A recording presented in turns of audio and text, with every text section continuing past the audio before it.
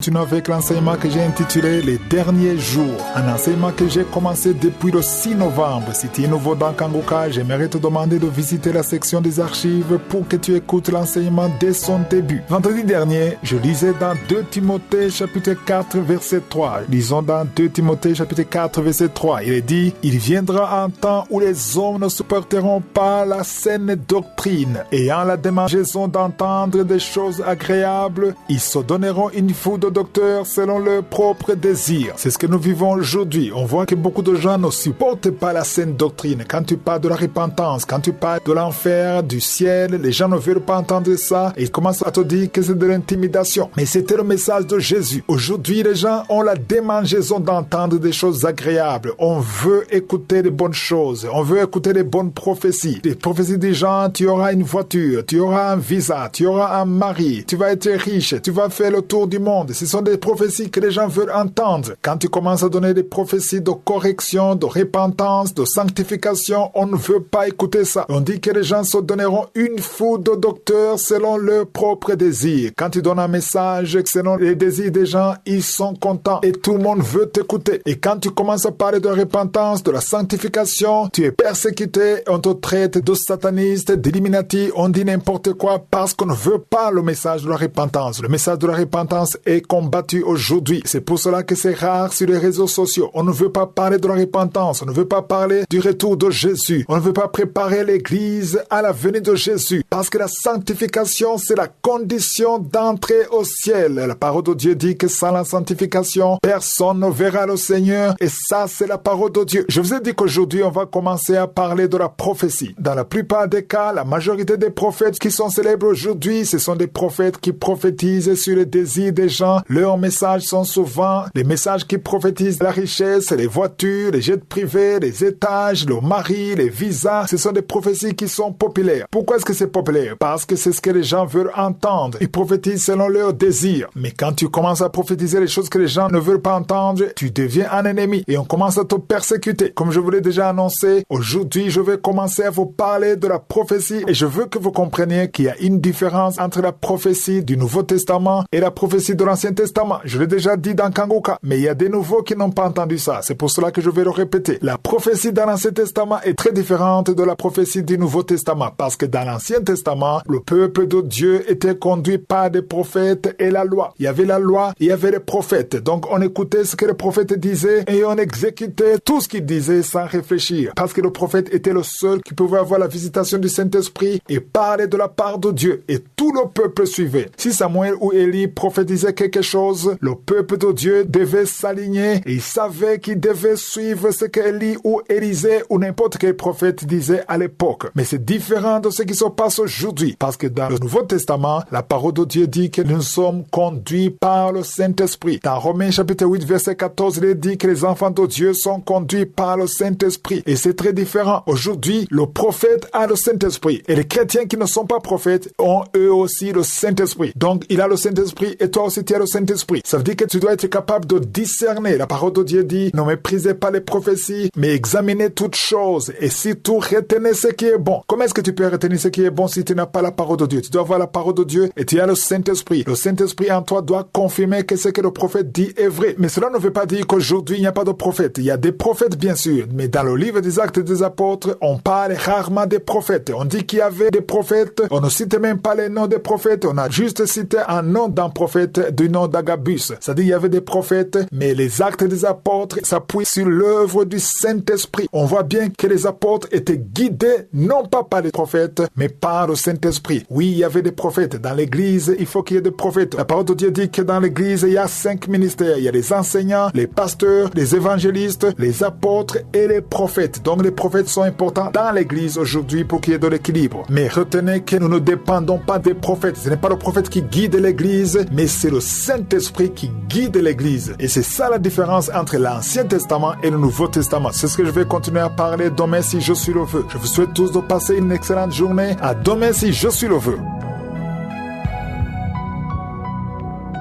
Hier, je vous parlais des choses très importantes. Je vous montrer la différence entre la prophétie de l'ancienne alliance et la prophétie de la nouvelle alliance. C'est comme si je vais répéter ce que j'ai dit hier, mais je le fais exprès parce que je vais insister. Je veux que les enfants de Dieu comprennent la différence entre la prophétie de l'ancienne alliance et la prophétie de la nouvelle alliance. D'abord, je vais éclaircir en disant que le ministère de prophétie est très important dans l'église de Dieu. Il y a le don de prophétie et il y a le ministère de prophétie. Dans Ephésiens 4, verset 11, on nous parle de 5 ministères très importants dans l'église.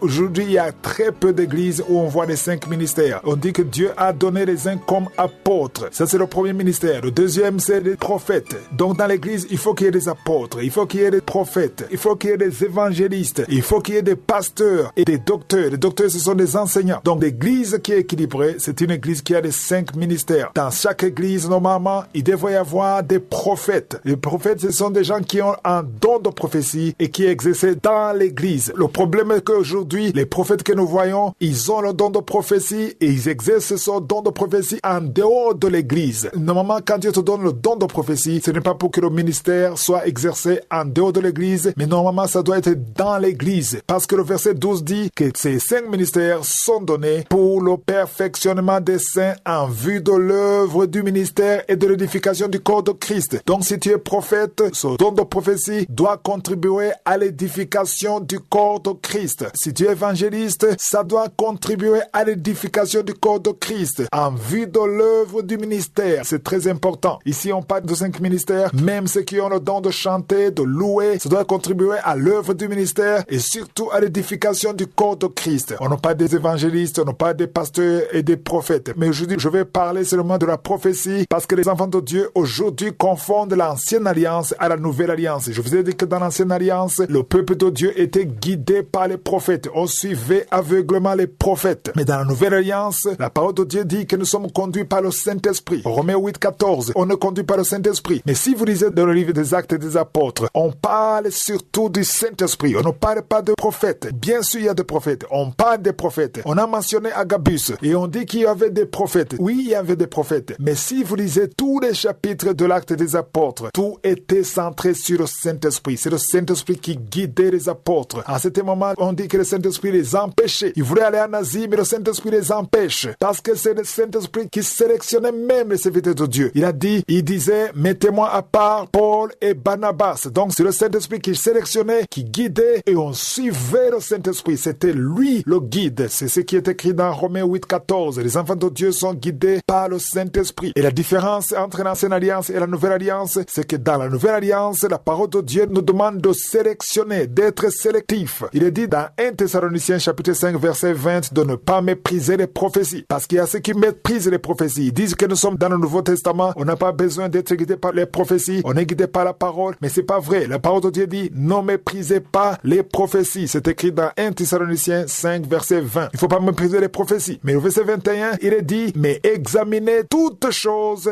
retenez ce qui est bon. Donc comment est-ce qu'on peut examiner? Pour examiner, c'est que toi aussi tu as la capacité d'examiner. Comment est-ce que tu examines? Tu examines grâce au Saint-Esprit. C'est le Saint-Esprit qui te donne la capacité d'examiner. Tu connais la parole et tu as le Saint-Esprit et tu examines. Tu ne prends pas tout. Tu prends ce qui est bon. Ce qui n'est pas bon, tu rejettes. C'est ce qui est écrit dans la parole de Dieu. Donc c'est important de comprendre que dans le Nouveau Testament, le prophète a le Saint-Esprit. Et toi aussi tu as le Saint-Esprit. Et quand il te dit une chose, tu examines, tu discernes avec le Saint-Esprit qui est en toi. C'est là où réside la différence entre un prophète de l'Ancien Testament et un prophète du Nouveau Testament. Le prophète de l'Ancien Testament, il avait la capacité que le peuple de Dieu n'avait pas. Mais aujourd'hui, il a le Saint-Esprit que toi tu as. Il a seulement le don de prophétiser, mais tu examines. Il faut pas gober tout. Il faut pas tout avaler. Il faut être sélectif parce que tu as la parole de Dieu. Jésus a dit, vous les reconnaîtrez par leurs fruits. Un prophète qui ne manifeste pas l'amour de Dieu, qui dégage la haine. Quand tu sens la haine, tu sens des paroles qui sont contraires à la parole de Dieu, ça c'est un signe que la prophétie ne vient pas de Dieu. Parce que la prophétie de Dieu édifie, elle guide, elle corrige. C'est ça la prophétie de Dieu. C'est comme une lumière qui vient du Saint-Esprit. Et tout doit être basé sur la parole de Dieu.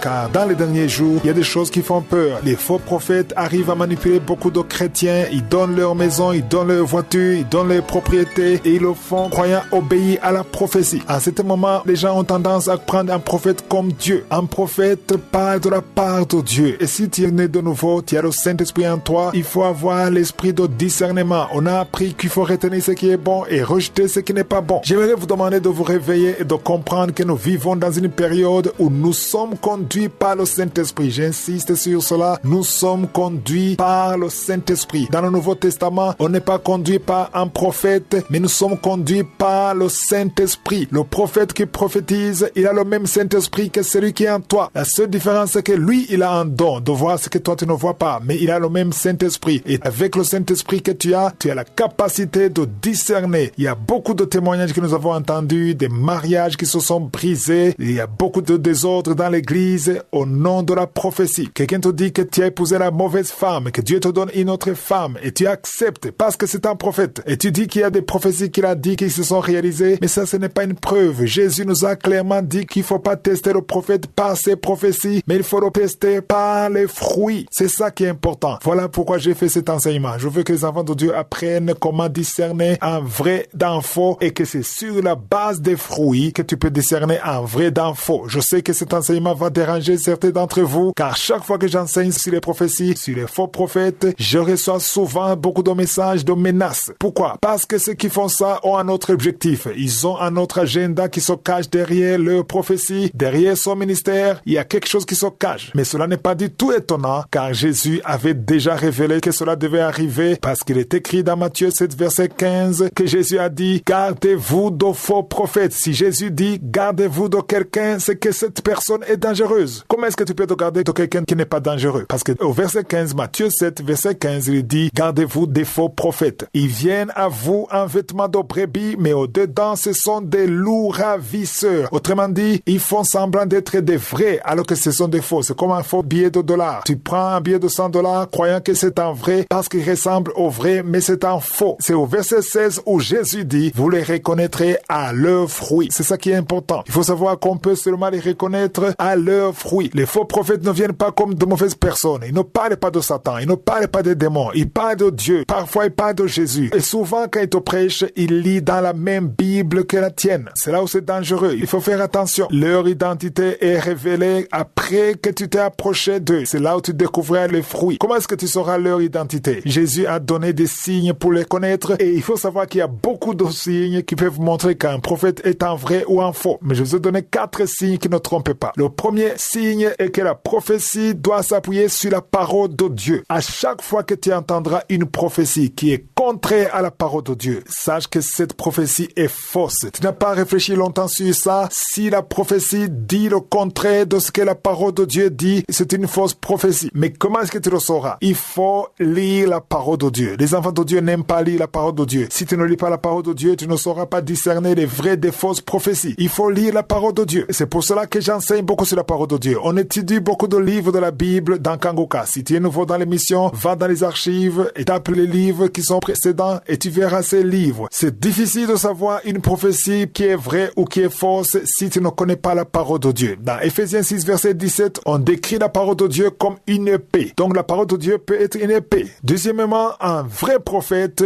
qui vient de Dieu, qui a le Saint-Esprit en lui, il est caractérisé par l'humilité. Un vrai prophète est humble. Si quelqu'un dégage de l'orgueil ou de l'arrogance, fais attention à ces prophéties. Parce que si tu prophétises de la part de Dieu, tu es censé être humble. Parce que c'est là où le Saint-Esprit travaille librement. Si tu es orgueilleux, il y a la chair qui crée la confusion. Donc il ne faut pas croire qu'un prophète est un vrai parce qu'il a dit certaines choses et les choses se sont réalisées. Il y a des sorciers qui disent des choses et que les choses se réalisent. Il y a des voyants que nous connaissons. Va sur YouTube, va sur Google, cherche un certain Nostradamus. Il a prédit des choses il y a plus de 3 siècles et aujourd'hui, beaucoup de ces prédictions se réalisent. Et ça ne veut pas dire qu'il avait le Saint-Esprit. Donc l'important, c'est de voir les fruits. Vous disiez que dans les derniers jours, il y a plusieurs faux prophètes qui sont venus et Jésus nous a déjà avertis de cela. Il a dit dans Matthieu 7, verset 15. Ce verset revient souvent parce que c'est un verset très important. Parce que Jésus avertissait non seulement les disciples, mais même nous qui vivons maintenant en 2023. Il a dit, gardez-vous des faux prophètes. Ils viennent à vous en vêtements de brebis, mais au-dedans, ce sont des loups ravisseurs. Et ce qui est intéressant, c'est qu'il dit, vous les reconnaîtrez par leurs fruits. Remarquez qu'ici, Jésus n'a pas dit que vous les reconnaîtrez par leurs prophéties. Parce qu'aujourd'hui, beaucoup d'enfants de Dieu disent que tel est un vrai prophète parce qu'il a prophétisé une chose et la chose s'est accomplie. Ça, ce n'est pas le seul signe qui montre que c'est un vrai prophète. Jésus n'a pas dit que vous le reconnaîtrez par leurs prophéties. Il a dit, vous les reconnaîtrez par leurs fruits. C'est dans l'Ancien Testament qu'on testait un prophète par sa prophétie. Parce que dans l'Ancien Testament, tu ne pouvais pas t'hasarder à dire une chose comme ça sans être sûr que ça vient de Dieu. Parce que si tu disais une chose, tu dis que tu es prophète, tu dis une chose, tout le monde t'écoute et on dit Amen et la chose ne se réalise pas. La loi de Moïse disait que tu méritais la mort. On te l'a pidé. Tu ne pouvais pas t'hasarder à dire ainsi dit l'Éternel alors que ce n'est pas vrai. Mais dans le Nouveau Testament, parfois il y a des prophéties que nous voyons se réaliser et d'autres ne se réalisent pas. Et la vie continue. Mais ce n'était pas le cas dans l'Ancien Testament. Mais dans le Nouveau Testament, Jésus a dit il y a des faux prophètes. J'insiste sur ça parce qu'il y a beaucoup d'enfants de Dieu qui voient que si quelqu'un prophétise une chose et la chose se réalise, c'est un vrai prophète. Il faut savoir qu'il y a beaucoup de voyants qui ne connaissent pas Jésus, qui ne confessent pas Jésus, qui ne croient pas à Jésus, qui disent des choses que les choses arrivent. Je vous l'ai dit hier. Il y a des voyants qui sont connus dans le monde, qui ont dit des choses, après des siècles, les choses se réalisent. Donc, le fait de dire une chose, que la chose se réalise, ça ne fait pas de toi un vrai prophète. Jésus a dit qu'on ne reconnaît pas les fruits. Et je vous ai montré juste 4 points. Et si tu vois les 4 points sur le prophète, ça veut dire que le prophète est un prophète qui vient de Dieu. J'espère que vous les avez notés, les 4 signes. Le premier signe, c'est un prophète qui prophétise des prophéties qui sont basées sur la parole de Dieu. Ça, c'est un premier signe. Si tu vois quelqu'un qui prophétise des choses qui sont conformes à la parole de Dieu, écoute son prophète. Mais par contre, si tu vois quelqu'un qui prophétise des choses qui sont contraires à la parole de Dieu, tu devrais plus l'écouter. Parce que le prophète qui est en dehors de la parole de Dieu n'est pas un prophète de Dieu. Il en est de même pour les enseignements, pour les prédications. Il faut que toute prédication soit basée sur la parole de Dieu. La parole de Dieu est le test qui ne trompe pas. Et je vous ai dit que c'est important de connaître la parole de Dieu. Il faut lire la Bible. Il faut écouter la parole de Dieu. Il faut lire la parole de Dieu pour pouvoir discerner les vrais des faux prophètes. Et il faut savoir que le vrai prophète veut toujours donner. Il donne pour la gloire de Dieu. Mais le faux prophète veut toujours recevoir. Il veut avoir quelque chose de toi. Il peut prophétiser pour que tu lui donnes quelque chose. Et quand tu ne donnes rien, il ne veut plus prophétiser. Ça veut dire que cette prophétie ne vient pas de Dieu. Parce que la prophétie qui vient de Dieu, c'est pour donner. Mais un faux prophète, il est manipulateur. Il veut toujours avoir quelque chose de toi. C'est pour cela qu'il dit des choses que tu veux entendre pour que tu sois motivé et encouragé et que tu lui donnes quelque chose. Aujourd'hui, dans les derniers jours, il y a beaucoup de faux prophètes qu'il faut d'abord payer. On paie avant même la prophétie. Ils exigent l'argent avant même la prophétie. D'autres, tu peux payer après, mais il y a ceux qui demandent de payer avant même la prophétie. Parce que le faux prophète veut juste recevoir. Il veut pas donner, mais le vrai prophète donne. J'aimerais également ajouter quelque chose. Il y a des prophètes qui sont tombés, qui sont dans l'adultère, dans la fornication, mais qui prophétisent des choses et les choses se réalisent. Comment est-ce que tu peux expliquer ça? Il y a des dons que Dieu donne. Parfois, tu tombes et les dons continuent de fonctionner. C'est-à-dire, le diable utilise le don que Dieu t'a donné. Ça aussi, il faut le savoir. Beaucoup d'enfants de Dieu l'ignorent. Tu peux avoir un don qui vient de Dieu. Dieu t'utilise. Et à un certain moment, tu tombes dans le péché. Tu quittes la voie de Dieu. Tu es dans l'alcoolisme, dans la fornication, dans l'adultère. Mais le don continue de fonctionner. Pas comme venant de Dieu, mais tu dis des choses et les choses arrivent parce que le don est resté en toi. Et le diable utilise le don que Dieu t'avait donné. Si tu ne le crois pas, tu peux lire dans Romains 11, verset 29. Lisez Romains 11, verset 29. Il dit que Dieu ne se répand pas de ses dons et de son appel. C'est-à-dire, parfois, les dons que Dieu t'a donnés restent en toi, mais le diable les utilise. Et quand c'est le diable qui les utilise, tu vas les utiliser pour la gloire du diable et non pour la gloire de Dieu.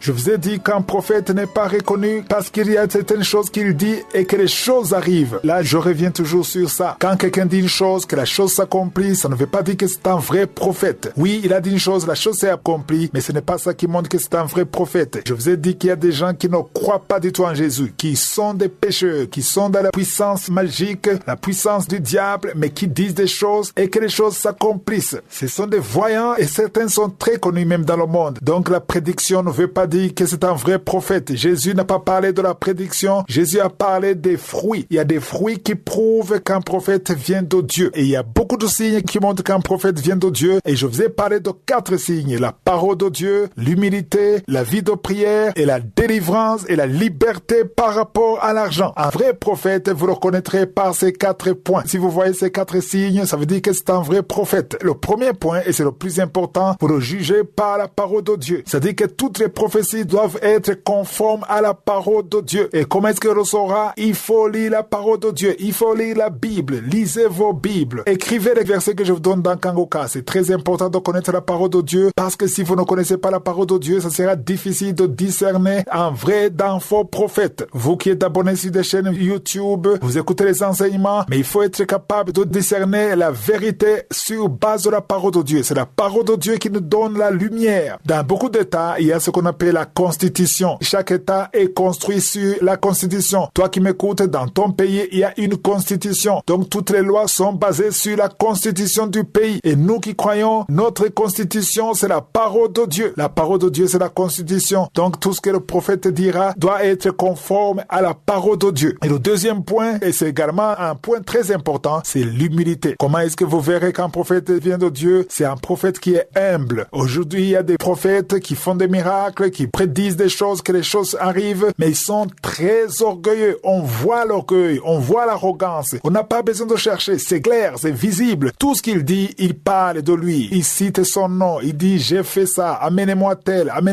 je vous montre qui je suis tel.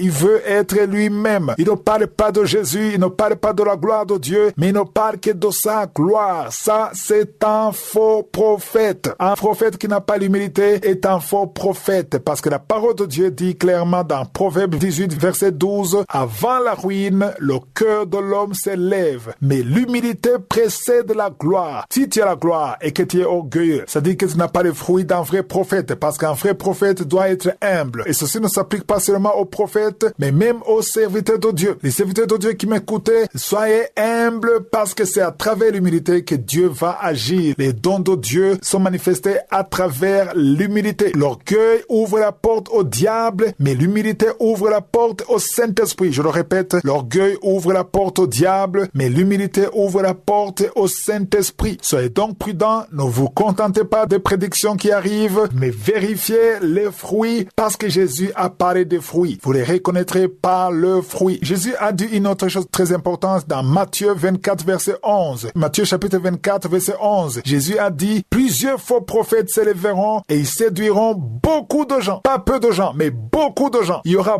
beaucoup qui vont être séduits par les faux prophètes. Pourquoi on parle de séduction? Parce qu'ils utilisent un langage qui séduit. Ils vous disent des choses que vous voulez entendre. Ils vous parlent de la richesse, ils vous parlent des visas, ils vous parlent des mariages, ils vous parlent des enfants, ils vous parlent de victoire. C'est ça la séduction. Ils ne parlent pas de correction, ils ne parlent pas de la repentance. Ils ne vous disent pas de quitter le péché, de sortir de la fornication, de la prostitution. Ils vous disent de construire des étages. C'est ça la séduction. Au verset 12, il dit, et parce que l'iniquité se sera accrue, la charité du plus grand nombre se refroidira. Il n'y aura plus d'amour, parce que les gens veulent écouter ce qu'ils veulent entendre. Et le troisième signe qui montre un vrai prophète, c'est la vie de prière. Un prophète ou un serviteur de Dieu qui ne prie pas, il est la cible du diable. C'est la prière qui fortifie un serviteur de Dieu. Mais dans les derniers jours, la parole de Dieu nous avertit dans Matthieu 24, Jésus a dit, il s'élèvera de faux Christ et de faux prophètes. Aujourd'hui, il y a des gens, non seulement qui disent qu'ils viennent au nom de Jésus, mais qui disent qu'ils sont Christ. Il y a de faux Christ, il y a de faux prophètes. Jésus a averti qu'il y aura de faux prophètes et de faux Christ. Ils feront de grands prodiges et des miracles au point de séduire, s'il était possible, même les élus. Jésus a dit, verset 25, voici, je vous l'ai annoncé d'avance. Autrement dit, il s'agit d'une prophétie. Je veux que vous compreniez que le verset 24, Matthieu 24, verset 24, c'est une prophétie de Jésus. Donc la prophétie de Jésus doit s'accomplir. N'espérez pas que ça ne va pas s'accomplir. Ne priez même pas pour que ça ne s'accomplisse pas, parce que ça doit s'accomplir. Jésus l'a dit et ça doit s'accomplir. Les faux Christ doivent s'élever et ils existent aujourd'hui. Les faux prophètes doivent s'élever et ils existent aujourd'hui. Et ils vont faire des grands prodiges et des miracles. C'est là où il faut faire attention. Les gens qui aiment beaucoup les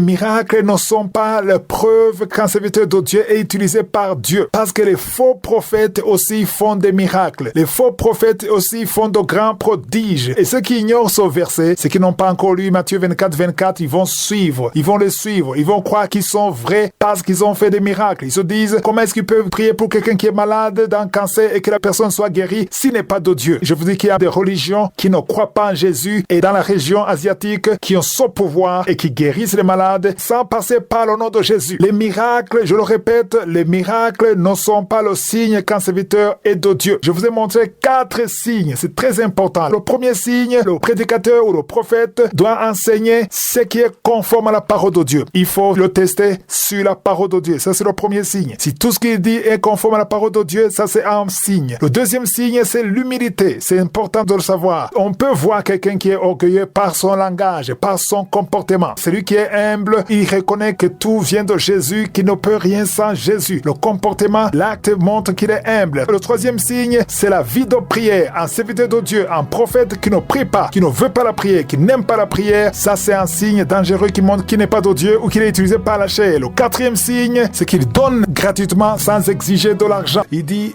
Gardez-vous des faux prophètes, parce qu'il y a des faux prophètes, mais soyez attentifs. Ce n'est pas facile de discerner un vrai prophète, parce qu'il y a beaucoup de faux. Et un faux prophète s'identifie au vrai. C'est pour cela que Jésus a dit, vous les reconnaîtrez par le fruit. C'est au verset 16, Matthieu 7, verset 16. Il dit, vous les reconnaîtrez par le fruit. Il n'a pas dit que vous reconnaîtrez un vrai prophète quand il dira une chose, que la chose arrive. J'insiste beaucoup sur cela. Il y a des prophètes qui sont des faux et qui prophétisent certaines choses et certaines choses s'accomplissent dès qu'ils les ont dites. Et ça, ce n'est pas un signe. Il y a 4 signes que je vous ai donnés et ça ne veut pas dire que ce sont les seuls signes. Il y a beaucoup de signes qui peuvent montrer que c'est un prophète et un vrai prophète. Mais si tu peux détecter les 4 signes, tu peux être sûr que tu ne fais pas d'erreur. C'est pour cela que dans 1 Thessaloniciens chapitre 5 versets 20 et 21, la parole de Dieu dit, ne méprisez pas les prophéties. Il ne faut pas mépriser les prophéties ou les prophètes, mais il faut examiner toutes choses. C'est ce qui est écrit au verset 20. Retenez ce qui est bon. On ne peut pas retenir ce qui est bon si on n'a pas examiné. Et pour examiner, il faut connaître la parole de Dieu. Pour discerner si la prophétie est vraie ou fausse, il faut connaître la parole de Dieu. Dans Kangoka, nous faisons des études sur les différents livres de la Bible. Allez dans les archives, lisez, écoutez les enseignements sur les livres bibliques. C'est important de connaître la parole, parce que si tu ne connais pas la parole, tu ne pourras pas discerner si un prophète est vrai ou faux. Il y a des gens qui écoutent Kangoka régulièrement, presque tous les jours, mais qui ne lisent jamais la Bible. Les versets que je vous donne, c'est pour que vous les lisiez. Lisez ces versets. Donc le premier signe, c'est la parole de Dieu. Tout ce qu'il dit doit être conforme à la parole de Dieu. Si tu vois un prophète qui prophétise des choses qui sont contraires, qui contredisent la parole de Dieu, ce n'est pas un vrai prophète. Le deuxième signe, c'est l'humilité. Je vous ai dit qu'il faut que la personne soit caractérisée par l'humilité. L'humilité, c'est le fruit du Saint-Esprit. Le Saint-Esprit te pousse à être humble. Aujourd'hui, nous voyons des prophètes qui sont caractérisés par l'orgueil. Dans tout ce qu'il dit, il veut parler de lui. Il veut montrer sa puissance. Il dit que c'est lui qui est capable. Il ne parle pas de Jésus, il parle plutôt de lui. Et un prophète ou un serviteur de Dieu qui est rempli du Saint-Esprit, il cherche l'honneur de Jésus et non pas son propre honneur. Si quelqu'un cherche son honneur, son nom, sa gloire, c'est un signe qui n'est pas motivé ou utilisé ou guidé par le Saint-Esprit. Celui qui est guidé par le Saint-Esprit ne cherche pas sa gloire, mais il cherche la gloire de Jésus. Le troisième signe, c'est que le prophète ou le serviteur de Dieu doit avoir une vie de prière. Quand je parle de vie de prière, ce n'est pas la prière de l'église. Je parle de la prière individuelle. C'est quelqu'un qui aime la prière, qui passe du temps dans la présence de Dieu. Tu ne peux pas être élevé sans prier. Tous les serviteurs de Dieu que Dieu utilise puissamment doivent avoir une vie de prière. Si tu as une vie de prière, ça veut dire que tu ne comptes plus sur ta propre force. La prière donne la force. La prière te permet de faire ce que tu peux faire. J'ai vu des prophètes qui sont très élevés, qui sont très populaires, mais qui ne prient pas. Même quand il vient, il ne veut pas prier, il veut juste prophétiser. La prière ne l'intéresse pas. Si tu écoutes les témoignages de tous les hommes que Dieu a élevés, ils te diront tous qu'ils ont eu une vie de prière. Quand tu abandonnes la prière, tu es déconnecté de Dieu. La prière te protège. C'est la prière qui te protège contre les attaques du diable. Le diable attaque les serviteurs de Dieu. C'est pour cela que Jésus a dit, veillez et priez. La chair est faible, mais l'esprit est bien disposé. Même si tu as un don, même si tu es rempli de connaissances, il faut prier. Ici, ce n'est pas seulement pour les prophètes. Ce n'est pas seulement pour les serviteurs de Dieu. Ce n'est pas seulement pour les pasteurs. Même les chrétiens qui m'écoutent, si tu veux avoir du succès dans tout ce que tu fais, il faut avoir une vie de prière. La prière te permet de diminuer et d'élever Dieu. Quand tu diminues, c'est à ce moment que le Saint-Esprit va agir en toi. Si tu es chantre, qui que tu sois, tu as besoin d'une vie de prière pour que Dieu agisse puissamment dans ta vie. Et j'aimerais dire à tous ceux qui m'ont suivi depuis le début, tu peux détecter que la personne est un faux prophète parce que tu ne vois pas les 4 signes dont je vous ai parlé. Je vous demande de ne pas les insulter, de ne pas les humilier, de ne pas les juger. Ce n'est pas notre travail. Le jugement ne nous appartient pas. Le jugement appartient à Dieu. Ce que toi tu peux faire, tu pries pour la personne et si tu vois que c'est un faux, la parole de Dieu dit clairement, éloigne-toi de ces hommes-là. C'est ce que Paul a écrit à Timothée. Dans 2 Timothée 3 verset 5, il a dit, éloigne-toi de ces hommes-là. S'éloigner ne veut pas dire les insulter. Il faut pas les insulter. Il faut pas aller sur les réseaux sociaux, dire telle personne est en train de mentir, il dit ceci, dit cela. Cela n'aide pas. Je ne sais pas si vous avez remarqué que même si vous dites ça, les gens qui suivent ces gens continuent de les suivre. Notre travail, c'est de prier pour eux. Si tu vois ton pasteur, tu vois des faiblesses chez ton pasteur, prie pour lui. Mais si tu vois qu'il est en faux et que la parole de Dieu te montre qu'il est vraiment en faux, ce qu'il enseigne n'est pas conforme à la parole de Dieu. Il est plein d'orgueil. Et le troisième signe, c'est qu'il n'a pas de vie de prière et qu'il est plein de cupidité. La parole de Dieu dit, éloigne-toi de cet homme-là. Ne t'attache pas à quelqu'un qui est faux. Attache-toi à quelqu'un qui est rempli du Saint-Esprit, qui te guide vers la vérité. Et surtout, ne juge personne. Je vous ai dit qu'il y a beaucoup de signes, mais les 4 signes, ce sont des signes qui ne trompent pas. Si tu vois quelqu'un qui enseigne des choses qui sont contraires à la parole de Dieu, il est plein d'orgueil, il n'a pas de vie de prière, il ne demande que de l'argent, fais attention, la parole de Dieu te demande de t'éloigner. T'éloigner, ça veut dire ne pas suivre cet homme. Il y a beaucoup qui me suivent, qui sont en train de suivre de faux prophètes sur les réseaux sociaux. Tu es en train de suivre ça, tu es abonné à leur chaîne et tu vois tout ce qu'ils disent, tu écoutes tout ce qu'ils disent. J'aimerais te dire que si c'est un faux, tout ce qu'il te dira, c'est du poison, ça empoisonne ton âme. Et c'est la raison pour laquelle je suis en train de donner cet enseignement. Parfois, c'est facile de voir quelqu'un qui est rempli du Saint-Esprit parce qu'on voit qu'il parle avec amour. Il y a beaucoup de jeunes, j'aimerais particulièrement m'adresser aux jeunes ici. Si vous voyez que quelqu'un n'est pas un vrai prophète ou un vrai serviteur de Dieu, n'allez pas sur les réseaux sociaux pour l'insulter, pour le calomnier, parce que c'est l'esprit qui domine dans les derniers jours. Si c'est quelqu'un que tu connais, prie pour la personne. Peut-être qu'il a été attaqué par le diable, prie pour lui. On ne vous donne pas les signes pour aller les calomnier, pour les insulter ou pour les juger. On vous donne les signes pour ne pas perdre votre temps, pour vous éloigner des faux. Éloignez-vous des faux prophètes. Voilà le message. Éloignez-vous de faux prophètes. Priez pour que le Saint-Esprit te guide. Tu peux écouter tout ça et tu me dis, alors finalement, qui choisit? Parce que je ne vois que ça autour de moi. Prie, le Saint-Esprit te guidera. La parole de Dieu dit que les enfants de Dieu sont guidés par le Saint-Esprit. L'un des fruits du Saint-Esprit, c'est l'amour. Il faut qu'il y ait de l'amour. Quand tu pries pour quelqu'un, quand tu conseilles quelqu'un, il faut qu'il y ait de l'amour. Si tu vois quelqu'un qui est en train d'insulter les serviteurs de Dieu, de calomnier, de condamner, de juger, ça veut dire qu'il est dominé par l'esprit des derniers jours. Il est égoïste parce que la parole de Dieu dit, dans les derniers jours, les gens seront égoïstes. Les gens seront calomniateurs ou blasphémateurs. Je vous ai dit que si votre mère est vivante, si tu trouves que ta mère ou ta sœur, disons ta sœur, ta propre sœur, quelqu'un te montre une vidéo de ta propre sœur en train de coucher avec quelqu'un qui n'est pas son mari, peut-être un mari de quelqu'un d'autre, il te montre cette vidéo, je suis sûr que tu vas pas la publier sur les réseaux sociaux. Tu vas cacher cette vidéo. Tu seras certainement en colère contre ta sœur, mais tu vas pas humilier ta sœur parce que tu aimes ta sœur, parce que c'est ton sang. Mais si on te donne la vidéo de ton pasteur, beaucoup d'entre vous vont publier ça sur les réseaux sociaux parce qu'il n'y a pas d'amour. L'amour couvre une multitude de péchés. C'est ce que la parole de Dieu dit. L'amour couvre une multitude de péchés. Quand tu as l'amour, tu protèges, tu pries, tu espères que la personne peut changer. Et aussi, il faut savoir qu'il y a des serviteurs de Dieu qui ne sont pas de faux prophètes, mais qui sont faibles, qui sont dans la faiblesse charnelle, ne sont pas très forts spirituellement. Si tu vois un tel serviteur de Dieu, prie pour la personne, prie pour lui, parce qu'il a besoin de prière. C'est pour ça que Paul disait, priez pour moi. Tous les serviteurs de Dieu ont besoin de la prière. Si vous voyez un serviteur de Dieu qui a des faiblesses, il y a des serviteurs de Dieu qui ont des faiblesses, et si vous remarquez la faiblesse d'un serviteur de Dieu ou de ton pasteur, au lieu de le juger, prie pour lui. J'ai remarqué que les enfants de Dieu ne font que critiquer et ne prient pas pour les serviteurs de Dieu. Dans les derniers jours, il y a un manque d'amour. Nous avons appris que dans les derniers jours, les hommes seront égoïstes. Même les chrétiens sont égoïstes. Quand tu ne fais que juger quelqu'un, tu critiques quelqu'un, tu humilies quelqu'un, c'est que tu manques d'amour. Je vous ai donné l'exemple de quelqu'un qui voit une vidéo de sa sœur dans la chair qui est en train de commettre l'adultère ou la fornication. Tu ne peux pas publier la vidéo de ta sœur. Tu vas protéger ta sœur parce que tu l'aimes. Et aujourd'hui, il y a un manque d'amour. Si tu vois des gens qui humilient leur pasteur, qui humilient les serviteurs de Dieu, ils le font uniquement parce qu'ils manquent d'amour. Si tu as l'amour, tu peux pas faire ça. Si tu as l'amour, tu protèges, tu pries pour la personne, tu te mets à la place de la personne. Parce que personne ne veut aller en enfer. C'est important de le comprendre. Personne ne veut aller en enfer. Ceux qui vivent dans le péché, ils n'aiment pas l'enfer. Ils sont liés. Quand tu vois quelqu'un qui est dans le péché, il est lié. Il a besoin de la délivrance, il a besoin de la prière. C'est ça qu'il faut comprendre. Avant de clôturer cet enseignement cette semaine, j'aimerais parler encore des faux prophètes parce qu'ils sont nombreux aujourd'hui. Il y a beaucoup de faux prophètes au point qu'il est difficile de les distinguer. Et Jésus l'a annoncé dans Matthieu chapitre 24, verset 11. Qu'est-ce que Jésus a dit? Il a dit, plusieurs faux prophètes s'élèveront et ils séduiront beaucoup de gens. Il y a beaucoup de gens aujourd'hui qui sont séduits par les faux prophètes. Verset 12, et parce que l'iniquité sera accrue, la charité du plus grand nombre se refroidira. Et au verset 13, il est dit, mais à celui qui persévérera jusqu'à la fin sera sauvé. Les derniers temps sont des temps extrêmement difficiles. C'est tellement difficile de discerner un vrai serviteur de Dieu aujourd'hui parce que tous parlent de Jésus. Ils prêchent Jésus. Ils ont des églises. Ils utilisent la même Bible que nous. Ils chantent les mêmes chansons. Ils ne parlent pas de Satan. Ils parlent de Jésus. Ils lisent la même Bible. Mais si vous écoutez très bien, vous verrez que les messages qu'ils donnent ne font qu'élever la chair. Ça pousse les gens à s'attacher aux choses du monde plutôt que de s'attacher à Jésus. On te parle des choses du monde. On te parle de la richesse de ce monde. On te parle de la prospérité. Et tu ne fais que rêver les choses du monde. Et tu oublies complètement le ciel. On ne parle plus du ciel aujourd'hui dans beaucoup d'églises. Alors que c'est le message qu'il faut. Il faut parler de Jésus. Quand Jésus était sur la terre, il ne parlait parlait que du royaume des cieux. Tout le temps, il parlait du royaume des cieux. C'est le message que les gens ont besoin d'entendre. J'aimerais vous dire qu'un faux prophète ou un faux serviteur de Dieu, il ne va jamais te dire qu'il est un faux. Il ne va jamais te prêcher Satan et les démons. Non, il te montre la parole de Dieu, mais quelque part, il va te guider dans la chair. Tu restes dans la chair. Tu restes dans les désirs de la chair. Il te pousse à désirer des choses que tu veux, accomplir ta propre volonté. Et c'est important que tu saches les 4 signes. Je vous ai dit qu'il y a beaucoup de signes, mais si tu vois les 4 signes sur un serviteur de Dieu, ça veut dire que c'est un faux prophète. Le premier signe, je vous ai dit qu'il doit prêcher une parole qui est toujours basée sur la parole de Dieu. S'il parle des choses qui sont contre la parole de Dieu, fais attention. Un vrai prophète, un vrai serviteur de Dieu prêche la parole de Dieu. Tout ce qu'il dit est conforme à la parole de Dieu. Le deuxième point, c'est l'humilité. Si tu vois l'orgueil chez un serviteur de Dieu, fais attention. Ça, c'est un signe indicateur. Le troisième point, c'est qu'il doit être un homme de prière, qui aime la prière, qui privilégie la prière. Si tu vois un serviteur de Dieu ou un prophète qui n'aime pas la prière, qui ne prie même pas, ça, c'est aussi un signe indicateur. Le quatrième point, c'est qu'il doit être délivré de l'amour de l'argent. Quelqu'un qui est cupide, qui aime tellement l'argent, là aussi, il faut faire très attention. Et aujourd'hui, il y a un manque d'amour. Si tu vois des gens qui humilient le pasteur, qui humilient les serviteurs de Dieu, ils le font uniquement parce qu'ils manquent d'amour. Si tu as l'amour, tu peux pas faire ça. Si tu as l'amour, tu protèges, tu pries pour la personne, tu te mets à la place de la personne. Parce que personne ne veut aller en enfer. C'est important de le comprendre. Personne ne veut aller en enfer. Ceux qui vivent dans le péché, ils n'aiment pas l'enfer. Ils sont liés. Quand tu vois quelqu'un qui est dans le péché, il est lié. Il a besoin de la délivrance, il a besoin de la prière. C'est ça qu'il faut comprendre. Avant de clôturer cet enseignement cette semaine, j'aimerais parler encore des faux prophètes parce qu'ils sont nombreux aujourd'hui. Il y a beaucoup de faux prophètes au point qu'il est difficile de les distinguer. Et Jésus l'a annoncé dans Matthieu chapitre 24, verset 11. Qu'est-ce que Jésus a dit? Il a dit, plusieurs faux prophètes s'élèveront et ils séduiront beaucoup de gens. Il y a beaucoup de gens aujourd'hui qui sont séduits par les faux prophètes. Verset 12, et parce que l'iniquité sera accrue, la charité du plus grand nombre se refroidira. Et au verset 13, il est dit, mais à celui qui persévérera jusqu'à la fin sera sauvé. Les derniers temps sont des temps extrêmement difficiles. C'est tellement difficile de discerner un vrai serviteur de Dieu aujourd'hui parce que tous parlent de Jésus. Ils prêchent Jésus. Ils ont des églises. Ils utilisent la même Bible que nous. Ils chantent les mêmes chansons. Ils ne parlent pas de Satan. Ils parlent de Jésus. Ils lisent la même Bible. Mais si vous écoutez très bien, vous verrez que les messages qu'ils donnent ne font qu'élever la chair. Ça pousse les gens à s'attacher aux choses du monde plutôt que de s'attacher à Jésus. On te parle des choses du monde. On te parle de la richesse de ce monde. On te parle de la prospérité. Et tu ne fais que rêver les choses du monde. Et tu oublies complètement le ciel. On ne parle plus du ciel aujourd'hui dans beaucoup d'églises. Alors que c'est le message qu'il faut. Il faut parler de Jésus. Quand Jésus était sur la terre, il ne parlait que du royaume des cieux. Tout le temps, il parlait du royaume des cieux. C'est le message que les gens ont besoin d'entendre. J'aimerais vous dire qu'un faux prophète ou un faux serviteur de Dieu, il ne va jamais te dire qu'il est un faux. Il ne va jamais te prêcher Satan et les démons. Non, il te montre la parole de Dieu, mais quelque part, il va te guider dans la chair. Tu restes dans la chair. Tu restes dans les désirs de la chair. Il te pousse à désirer des choses que tu veux, accomplir ta propre volonté. Et c'est important que tu saches les 4 signes. Je vous ai dit qu'il y a beaucoup de signes, mais si tu vois les 4 signes sur un serviteur de Dieu, ça veut dire que c'est un faux prophète. Le premier signe, je vous ai dit qu'il doit prêcher une parole qui est toujours basée sur la parole de Dieu. S'il parle des choses qui sont contre la parole de Dieu, fais attention. Un vrai prophète, un vrai serviteur de Dieu prêche la parole de Dieu. Tout ce qu'il dit est conforme à la parole de Dieu. Le deuxième point, c'est l'humilité. Si tu vois l'orgueil chez un serviteur de Dieu, fais attention. Ça, c'est un signe indicateur. Le troisième point, c'est qu'il doit être un homme de prière, qui aime la prière, qui privilégie la prière. Si tu vois un serviteur de Dieu ou un prophète qui n'aime pas la prière, qui ne prie même pas, ça, c'est aussi un signe indicateur. Le quatrième point, c'est qu'il doit être délivré de l'amour de l'argent. Quelqu'un qui est cupide, qui aime tellement l'argent, là aussi, il faut faire très attention.